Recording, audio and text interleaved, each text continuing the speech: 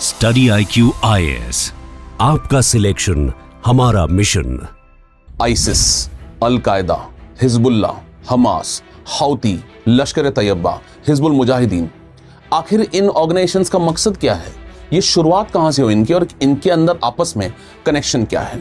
तो modern meaning है terrorism का जो हम आज यूज करते हैं, ये स्टार्ट होता है लगभग 1980 से। अल-कायदा ने अपने आप को स्प्रेड करना शुरू किया और अल-कायदा ने global network of terrorist organisations बनाए। 1994 के अंदर तालिबान की शुरुआत हुई अफगानिस्तान के अंदर। इसमें से एक ग्रुप निकलकर पहुंचा मिडिल ईस्टर्न कंट्रीज में और वहां जाके उन्होंने शुरुआत की आइसिस की, जैसे हम बोलते हैं Islamic state of Iraq and Syria. इन्हीं ग्रुप्स में से कई सारे छोटे ग्रुप्स निकले जो आगे जाके कन्वर्ट हुए लश्कर तैयबा, हिजबुल मुजाहिदीन, इंडियन मुजाहिदीन एटसेट्रा में। तो अगर टेररिज्म को रोकना होगा तो इसके लिए एक कंसॉर्टेड एफर्ट चाहिएगा, कोई एक कंट्री इसको फाइट नहीं कर सकती है।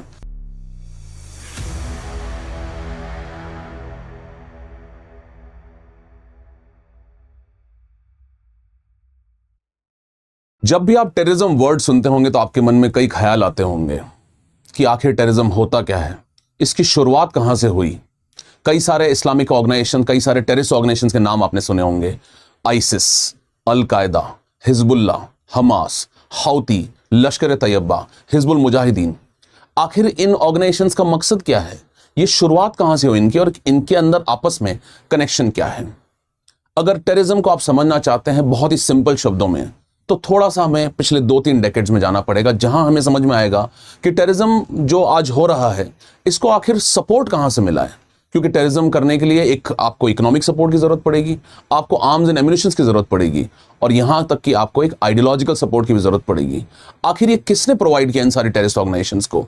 इन सभी को आज हम इस वीडियो के थ्रू जानते हैं, एक बिल्कुल आसान और सरल शब्दों में।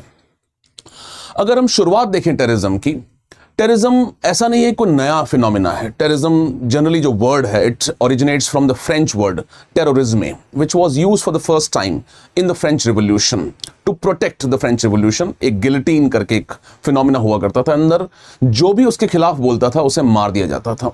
बट जो मॉडर्न मीनिंग है टेररिज्म का जो हम आज यूज करते हैं, ये स्टार्ट होता है लगभग 1980 से।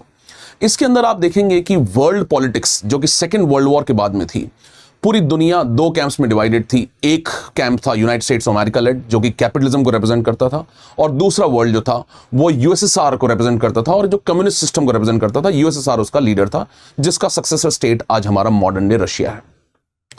इस दौरान वर्ल्ड 2 पोल्स में डिवाइडेड था। World politics was bipolar, one was led by United States of America, other led by the USSR.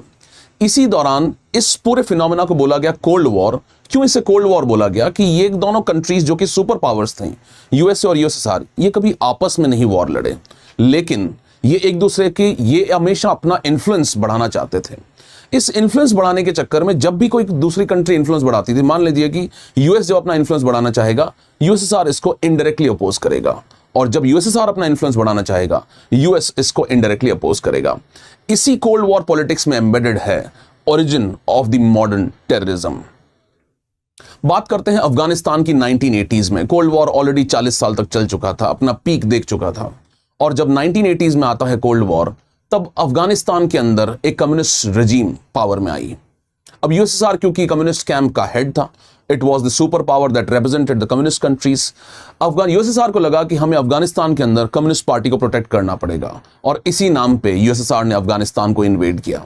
जब यूएसएसआर ने अफगानिस्तान को इन्वेड किया तो अफगानिस्तान से अटैच बाउंड्री है पाकिस्तान की, और Pakistan United States of America का अलाय था कोल्ड वॉर के दौरान। USA increasing influence of USSR को रोकने के लिए अफगानिस्तान में, यूएसए को शुरू में समझ नहीं आया कि वो क्या करे, लेकिन अफगानिस्तान में यूएसएसआर को स्टॉप करने के लिए यूनाइटेड स्टेट्स ऑफ अमेरिका की इंटेलिजेंस एजेंसी CIA ने पाकिस्तान के साथ मिलकर वहां के मुजाहिदीन को ट्रेन करना शुरू किया, उन्हें पैसा पहुंचाना शुरू किया और उन्हें आर्म्स और एम्यूनिशंस देना शुरू किया। इन मुजाहिदीन ने गुरिल्ला टैक्टिक्स यूज की और एक माइटी सुपर पावर यूएसएसआर को 6-7 साल तक परेशान करते रहे, क्योंकि उन्हें लगातार यूएस और पाकिस्तान से सपोर्ट मिलता आ रहा था। इसी दौरान थक हार कर यूएसएसआर अपने इंटरनल प्रॉब्लम्स और ऑलरेडी बहुत सारे इकोनॉमिक क्राइसिस और पॉलिटिकल क्राइसिस से गुजर रहा था, यूएसएसआर ने अपनी हार मान ली और उन्होंने अफगानिस्तान से विड्रॉ किया। इसकी वजह से मुजाहिदीन से एकदम एम्बोल्डन हो गए, बहुत ही मजबूत होने लगे। अगर बात करें कि जब सोवियत विड्रॉल हुआ अफगानिस्तान से, उसके बाद में मुजाहिदीन के पास कुछ काम नहीं बचा, ये कहां जाते, ये क्या करते। ऑलरेडी इन्होंने 6-7 साल इन्वेस्ट कर दिए थे। इसी दौरान सऊदी अरेबिया एक आइडियोलॉजी को प्रमोट कर रहा था इस्लाम की, और वो ideology generally modernisation, western values और इनके अगेंस्ट थी, और इस आइडियोलॉजी को बोला गया है वहाबिज्म, और इसी से रिलेटेड है कि सलाफी जिहादिस्ट आइडियोलॉजी। तो इनकी शुरुआत होती है सऊदी अरेबिया से, और अगर आप सऊदी अरेबिया का रोल देखेंगे, सऊदी अरेबिया ने डायरेक्टली कभी टेररिज्म को सपोर्ट नहीं किया, लेकिन सऊदी अरेबिया हमेशा मॉडर्नाइजेशन के अगेंस्ट था। जो वहाबी फॉर्म ऑफ इस्लाम था वो इसको अपोज करता था। इसी से इंस्पायर होके कई सारे ग्रुप्स, और इसी में एक सबसे इंपॉर्टेंट फिगर जो सामने आया उसका नाम था ओसामा बिन लादेन। वो खुद सऊदी अरेबिया का नेशनल था, और इसी दौरान जो एंटी यूएसएसआर मुजाहिदीन अपराइजिंग थी अफगानिस्तान में, उस दौरान कई सारे अरब लोगों को उसने इकट्ठा किया। यहां तक कि सऊदी अरेबिया ने भी इनडायरेक्टली बहुत सारा पैसा और रिसोर्सेज प्रोवाइड किए, कई सारे लोगों को रिक्रूट किया अफगानिस्तान में एंटी यूएसएसआर वॉर लड़ने के लिए। इसने ऐसा क्यों किया? एक कारण तो था कि वो इस्लामिक आइडियोलॉजी को स्प्रेड करना चाहता था। दूसरा कारण यह भी था कि यूनाइटेड स्टेट्स अमेरिका का पार्टनर था सऊदी अरेबिया कोल्ड वॉर के दौरान। इसी वहाबी आइडियोलॉजी से इंस्पायर्ड ओसामा बिन लादेन, जैसे ही यूएसएसआर ने विड्रॉ किया अफगानिस्तान से, उसने एक ऑर्गेनाइजेशन फ्लोट की जिसका नाम था अल कायदा। अल कायदा ने शुरुआत की अपने कंसोलिडेशन की। अल कायदा ने अपने आप को स्प्रेड करना शुरू किया, और अल कायदा ने global network of terrorist organisations बनाए। इसी दौरान 1994 के अंदर तालिबान की शुरुआत हुई अफगानिस्तान के अंदर। तालिबान पाकिस्तान से सपोर्टेड था उस टाइम पे, और तालिबान ने अपनी गवर्नमेंट एस्टैब्लिश की 1996 में। तालिबान ने अल कायदा को एक घर प्रोवाइड किया। Osama bin Laden was at the forefront of the al Qaeda, और ओसामा बिन लादेन ने कई सारे स्पेक्टेकुलर टेररिस्ट अटैक्स करने की कोशिश करी, जिसमें सबसे बड़ा टेररिस्ट अटैक आज तक का है 9/11 attack on the world trade centres in United States of America. जब ओसामा बिन लादेन सपोर्टेड अल कायदा ने यूनाइटेड स्टेट्स ऑफ अमेरिका के वर्ल्ड ट्रेड सेंटर्स के ऊपर अटैक किया, इसके तुरंत बाद यूएस ने वॉर ऑन ग्लोबल टेरर शुरुआत की, और उन्होंने अफगानिस्तान को इन्वेड किया। जब उन्होंने अफगानिस्तान को इन्वेड किया, अल कायदा वेस्टर्न पार्ट्स ऑफ पाकिस्तान में जाकर छुप गया, और अल कायदा के कई छोटे छोटे ग्रुप्स पूरी दुनिया के अंदर फैलने लगे। इसमें से एक ग्रुप निकलकर पहुंचा मिडिल ईस्टर्न कंट्रीज में, जहां की इराक और सीरिया हैं, और वहां जाके उन्होंने शुरुआत की आईसिस की, जिसे हम बोलते हैं Islamic state of Iraq and Syria. तो अल कायदा का जो इराक वाला फैक्शन था वही कन्वर्ट होके आईसिस में बना, यानी कि इस्लामिक स्टेट ऑफ इराक और सीरिया में अल्टीमेटली कन्वर्ट हुआ। तो अगर अपन ट्रेस करें, मुजाहिदीन अपराइजिंग हुई अफगानिस्तान में against the USSR's invasion, supported by United States of America, ideologically supported by Saudi Arabia, resources provided by US, Saudi Arabia, as well as training provided by Pakistan, led to the origin and the birth of terrorism in Afghanistan. इसलिए ये अफगानिस्तान को बोला जाता है the cradle of modern terrorism. ये किसी एक की गलती नहीं थी। इंस्टेबिलिटी थी, पॉलिटिकल इंस्टेबिलिटी थी अफगानिस्तान में, उसने अपना रोल प्ले किया, और पूरी वर्ल्ड की पॉलिटिक्स ने अपना रोल प्ले किया, हर कंट्री ने अपना रोल प्ले किया, और इसीलिए आज हम टेररिज्म को झेल रहे हैं। इसका एक और मेन बात यह थी कि जब यूएसएसआर ने विड्रॉ कर लिया अफगानिस्तान से, तो पाकिस्तान ऑलरेडी इंडिया के जम्मू एंड कश्मीर से ऑब्सेस्ड है। हमेशा जम्मू एंड कश्मीर को लेकर वो इंडिया के साथ वॉर लड़ता रहा। अब पाकिस्तान ने एक नई स्ट्रैटेजी अपनाई। ये जो टेररिस्ट फ्री हुए अफगानिस्तान में, जो कि यूएसएसआर के अगेंस्ट लड़ रहे थे, उन्हें पाकिस्तान की इंटेलिजेंस एजेंसी आईएसआई ने डाइवर्ट किया जम्मू एंड कश्मीर में। और अगर आप फॉलो करें क्लोजली तो you will find that the beginning of insurgency in Jammu and Kashmir starts from 1991 only. तो इन्हीं ग्रुप्स में से कई सारे छोटे ग्रुप्स निकले जो आगे जाके कन्वर्ट हुए लश्कर तैयबा, हिजबुल मुजाहिदीन, इंडियन मुजाहिदीन एटसेट्रा में। तो आप देखेंगे कि कहां अफगानिस्तान में शुरुआत हुई, वहां से स्प्रेड होकर आईसिस बना, और आईसिस आज हम देख रहे हैं पूरी दुनिया के अंदर एक बहुत बड़ा थ्रेट था 2015 में।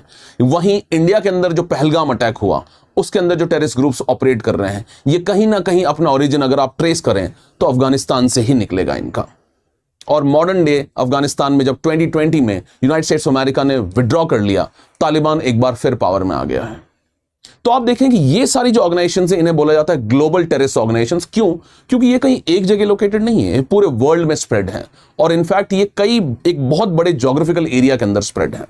तो मेन एक इसका जो लॉजिक है वो ये है कि ये चारों तरफ स्प्रेड है। लेकिन आपने दूसरी तरफ कई सारे छोटे ऑर्गेनाइजेशंस का नाम भी सुना होगा, जैसे कि हमास, हिजबुल्लाह, हाउथीज। ये एक अलग तरह के ऑर्गेनाइजेशंस हैं। अगर आप देखें वापस से मिडिल ईस्ट की तरफ मैं आपको लेके जाऊंगा, जो कि वेस्ट एशिया जिसको अपन बोलते हैं, जहां सऊदी अरेबिया, इराक, सीरिया और ईरान लोकेटेड है। कोल्ड वॉर के दौरान यूनाइटेड स्टेट्स ऑफ अमेरिका के बहुत ही प्रोमिनेंट अलाइज जो मिडिल ईस्ट में थे, उसमें से एक था सऊदी अरेबिया और दूसरा था ईरान। ईरान लेकिन यूएस का अलाय रहा सिर्फ 1979 तक, और ईरान के अंदर एक रिवॉल्यूशन आया जिसको बोलते हैं इस्लामिक रिवॉल्यूशन इन ईरान इन 1979। और ये जो इस्लामिक रिवॉल्यूशन था ये एंटी यूएस इन ओरिएंटेशन था। ईरान ने अपने आप को एक शिया कंट्री और शिया कंट्रीज का लीडर की तरह एस्टैब्लिश किया वेस्ट एशिया के अंदर, और Saudi Arabia became the leader of the Sunni countries. अब इस शिया सुन्नी की लड़ाई और वहां की लोकल जियोपॉलिटिक्स मिक्स होकर दोनों से कन्फ्रंटेशन शुरू हुआ और एक छोटा कोल्ड वॉर मिडिल ईस्ट के अंदर शुरू हुआ।